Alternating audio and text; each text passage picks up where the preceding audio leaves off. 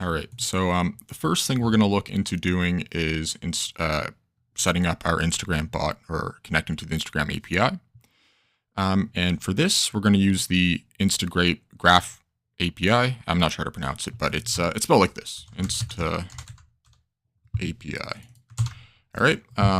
So the first thing you're going to want to do is you're going to want to install this package into your virtual environment. And what you're going to want to use or type is pip in your terminal. Sorry, go to your terminal and type pip install insta. Make sure I get that right. Oops. Press enter, and we're going to give it a minute, and it's going to install all the required packages we need to connect to Instagram using this, the Instagram API library. All right, so once we're done that, we're going to need the client class. This is what we're going to need in order to connect Instagram and make posts.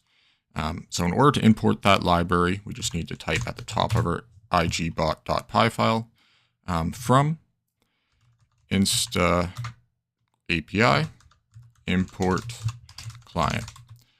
And what this is going to do is it's going to import the client class from the Instagram. I'm just going to call this Instagram API from now on, from the Instagram API. All right, so now you got your Instagram API library imported and ready to go.